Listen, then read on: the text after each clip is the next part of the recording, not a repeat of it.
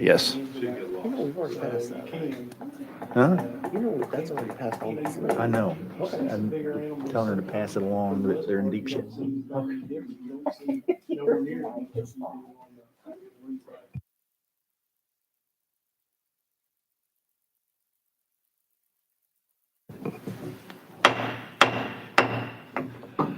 The Government Operations Committee for Monday, April 5th will come to order.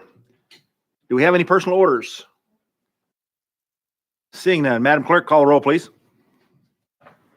Representatives Byrd, Calfee, Cochran, Crawford, Dixie, Faison, Johnson, Lafferty, Lamar, Littleton, Rudder, Stewart, Warner, Vice Chairman Reedy, Chairman Reagan. Here. Mr. Chairman, you have a quorum. Thank you, Madam Chair. Ladies and gentlemen, we have a fairly brief calendar today, so I have great hopes that we will be out of here in fairly short order. Without objection, we're going to start our regular calendar. First on the list is House Bill 1049 by Chairman Sapicki. Motion. We have a motion and a second. Chairman Sapicki, you are recognized on House Bill 1049. And I believe you have an amendment that is 4133 that is traveling with it. Is that correct? That is correct, sir. Makes the bill. Not necessary. We're not going to take action on it. So 4133 is already on the bill. There are no new amendments to be added in this committee. Chairman, you're recognized for an explanation of your bill. Thank you, Mr. Chairman. House Bill 1049 is a taxpayer fund transparency bill. This bill will require the comptroller to annually audit an insurance pool, special fund, reserve fund, or legal or administrative entity administering such funds. The bill will clarify which associations and nonprofit corporations must be audited by the comptroller. The requirements of the bill would apply to all records that are not open for public if the association or nonprofit corporation was established for the benefit of local government officials or counties, cities, towns, or other local governments, or as a municipal bond financing pool, receives dues, service fees, or any other income from local government officials or local governments that constitute at least 30% of its total annual income, and is authorized under state law to obtain coverage for its employees in the TCRS retirement system. That's what the bill does. I'll be happy to answer questions, Mr. Chairman.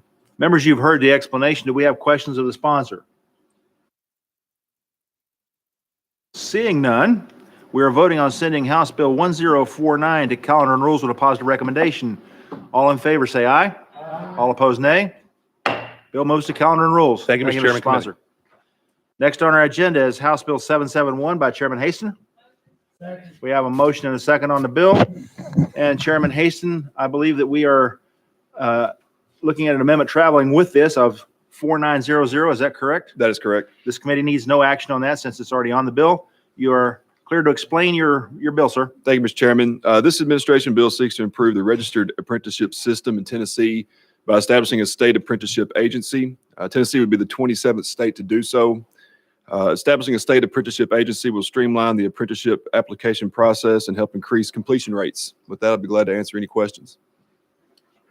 Members, you've heard the explanation. Do we have questions of the sponsor?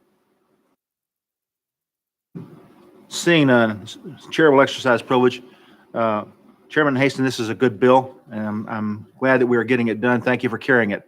Any other comments or questions? Seeing none, we're voting on sending House Bill 771 to Finance, Ways, and Means with a positive recommendation. All in favor say aye. Aye. All opposed, nay. Bill moves out to Finance, Ways, and Means. Thank you, sir. Thank you, Mr. Chairman. Next on our agenda is House Bill 74 by Chairman White. We have a motion and a second on the bill. Chairman White, I show an amendment traveling with your bill 6306. Is that correct, sir? Correct. Okay. I show no additional amendments to your bill. So this committee takes no action on that. You are cleared to explain your bill, sir. Thank you, Chairman and Committee. This is known as the Achievement School District, or ASD bill. Little background, federal law requires each state to have an intervention system for priority schools. Those fall in the lowest, like 5%. In 2010, we created the Achievement School District. We currently have about 27 schools under the Achievement School District. 25 of those are in Memphis, where I represent, and 2 are in Nashville. But when we started this about 10 years ago, they were under contract. They could be authorized for 10 years. They've been now in operation for about 8 years, and we really never at the time, 10 years ago, provided a exit plan for these schools, those that are performing well or those that are not performing well. And so that's what this bill does. It's an exit plan for the Achievement School District, and it's basically three things. If they meet 2 cycles at 6 years of priority exit status, which they're performing well, they can, for example, they can apply to become a school district under the let me get it out in a second, under the charter commission that we passed last year. The new commission, they can either, and then go under that, or if the parents are very happy with the school in their district, that with 60% petition, or they can sign a petition and keep operating under the Achievement School District, or they can return to the LEA of origin. So this basically just puts a transition in place for these schools. Some schools are doing well and they want to continue to do well. Some schools have been challenged, the Achievement School District, to bring a school out of failing status has been a big challenge. But this just puts that in place. It doesn't get into whether or not the Achievement School District has done well or not. It just gives a transition plan. Members, you've heard an explanation. Representative Johnson, you have a question? You're recognized. Thank you, Mr. Chairman. I guess my problem is we know about the lack of success with the Achievement School District, and we had hoped it would be going by the wayside. We have had a school in Knox County that was on the list that lifted itself up. We've had other schools across the state that have done the same, and I fear keeping kids in the ASD that has probably had less success overall than any is a problem. And so I struggle with the idea of allowing schools to stay there when overwhelmingly they have not done what they set out to do. Chairman White, you recognized. Of course, we have to have in place under federal law a plan by the state. And so that's basically what this does. If it is a charter or most of them are charters, if they are not performing well, then this is a way for them to go back into the LEA. If they are performing well, which some are, we've had some successes, some good successes also, and they want to continue. There has been a love-hate relationship in some of our LEAs with the charters and whatnot. But if the charter is doing well under the ASD, we want them to be able to continue because they put a lot of hard work for the past going on 8 years now. And so that's what this does. It's just a transition plan to say you either go back to the LEA if you're not performing well, or if you are performing well, you have an opportunity to keep going. Representative Lamar, you're recognized. Thank you, Mr. Chairman. More so, this is my comment, so it's not directed towards you. It's my feelings about the ASD, and I feel they've been a complete failure for our children. The Achievement School District has not been able to execute anything that is promised. And I don't think that it's fair that the ASD get to say, okay, well, you didn't do well under us, so I'm just gonna throw you back to LEA. And then the schools that are doing well, the charters get first priority to take them. And so we want to give LEAs bad schools and then give away all of our high performing schools to charters. I don't think that's fair. And that's someone who supports charters. I went to charter school, have nothing bad against charters, but I do think that we need to, the only transition plan that we need to put in place is to transition ASD out, because they cannot turn around schools. And so I do think that for that reason, I can't support the bill because ASD has not delivered any of this promise. And as someone who's worked in the public education realm and have seen firsthand what is going on. And so I would love to entertain conversations about what we can do to transition all our schools back out the ASD, back into the LEAs, and allow them to implement their own improvement methods. Like Shelby County Schools has iZone, which turns around schools way more effectively than the ASD does. And I know specifically in Shelby County, ASD has stolen up many of our schools from the LEAs and given them to charters. And many of these charters have not been able to turn around these schools. So we need to put control back into the LEAs completely Let them choose the charter schools that come into our community and let them implement the turnaround methods that have proven to work. But that isn't ASD. So with that, I can't support this bill because I can't support ASD. Thank you. Chairman Lafferty, you recognized. Thank you, Mr. Chairman. It was my understanding that the ASDs were created specifically because the school districts were failing the kids.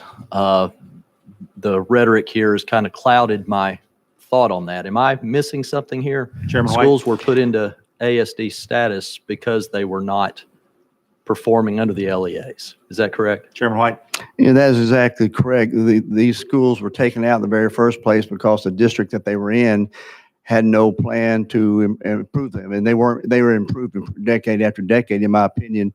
And I've lived in these areas. Just to give you a few facts, 10 schools have moved out of the bottom 5% of ASDs, with 3 of those schools earning priority exit status, and a third of the ASD schools have exceeded student growth expectations. It's a challenge when you take a school in a high poverty area and try to lift it up and all, and that's what's been the challenge. And but if you put them back into the district from which they came out of, that's also a challenge also. So yes, sir. Follow up, Chairman Lafferty. And just make sure I got this right. The ASDs weren't born of, hey, let's have an ASD. This isn't a chicken and egg kind of thing, which came first. They were born of the fact that the districts weren't doing well to begin with. Chairman White. That's exactly correct. Thank you, Mr. Chairman. Representative Johnson, you recognized. Thank you, Mr. Chairman. It's true, districts struggle because they are currently underfunded, especially those in areas that struggle. But overwhelmingly, the vast majority of ASD schools did not come up from the bottom as was promised. And that's not, that's not to say this is horrible. I mean, somebody thought that idea would work and they tried it, and it absolutely has shown not to have worked. What we have seen in Knox County, we have turned schools around by making them community schools. We have seen, as we say, the iZone has worked. There are a lot of things that have actually done what the ASD said they were going to do and did not. So the iZones and community schools are all ideas that come from our LEAs. So they have ideas, and they have done better at pulling more schools out of that bottom rung than the ASD has. Chairman White. Yeah, the bottom line, this particular bill is not addressing the performance of the ASD. It is how we now address transition these schools out of the ASD. If they're high performing, it gives an opportunity to continue. If they're low performing, they may go back into the LEA, as some of the members suggested. But this is a transition plan, not a debate over the credibility of any one program. Before I recognize the next member, just a reminder, how the schools got there are not the subject of the bill. Let's please keep our comments to the subject of the bill. Representative Lamar, you're recognized. Thank you, Mr. Chairman. Just for clarity to respond to you, either to transition, and we talk about transition now, they transition into either directly run by ASD or given to a charter. And Vanderbilt did a very in-depth study to show that those who were directly run by ASD did far worse, and which is why we are pushing up the iZone method. And so I just wanted to put that out there, because as they transition back into the LEAs, I think it does bring light to the fact that we have to do something about ASD's ability to educate our children. And I think that instead of just transitioning some, we need to transition all and work on transitioning ASD completely out of state government. So that's my 2 cents, and I'm done, Mr. Chairman. Thank you. Chairman White, you have a closing comment? No, I'll renew my motion.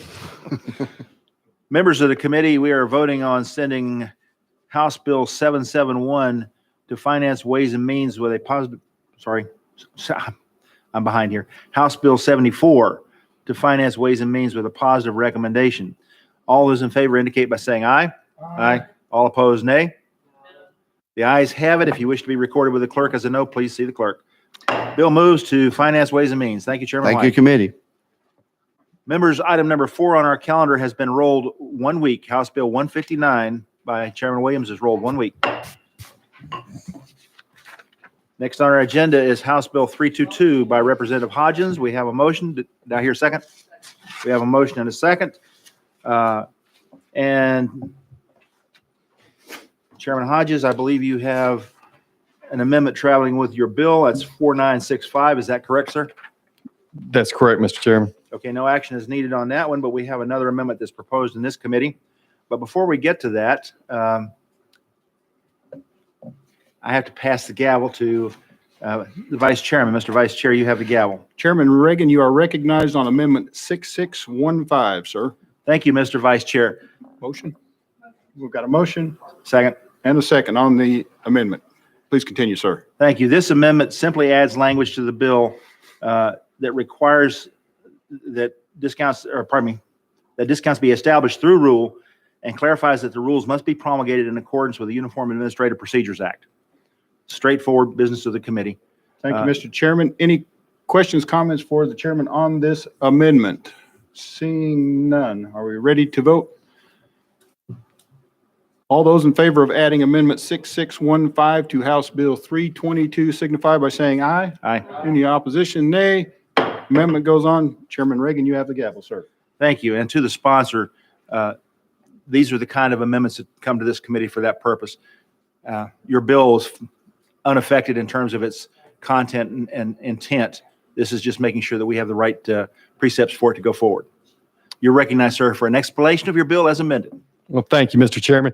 And so what this bill does is it just gives veterans that have 100% service-connected disability, it gives them a 50% discount at state parks.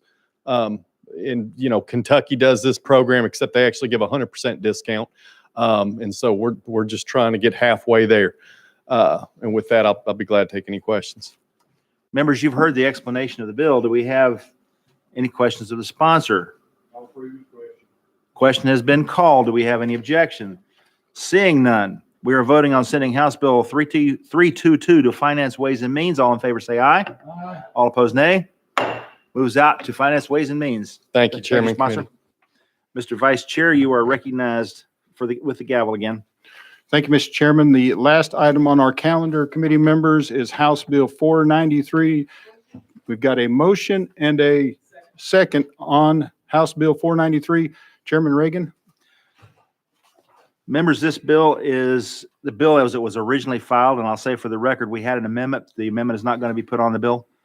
What this bill does is extends the Polysomnography Professional Standards Committee to June 30th, 2022. And that's it in a nutshell. Stand ready to answer questions. That explanation, any questions, comments for Chairman Reagan on the bill? Question has been called. All those in favor of sending House Bill 493 to calendar and rules signify by saying aye. Aye. Any opposition? Nay. Bill moves out to calendar and rules. Chairman Reagan, the gavel's yours, sir. Thank you, Mr. Vice Chair. Members, I'd like to thank you for being here today, and we have dispatched with our business. Do we have any other business to come before the committee? Seeing none, a reminder, we still have a calendar for next week. Do I hear a motion to adjourn? Without objection, committee adjourned.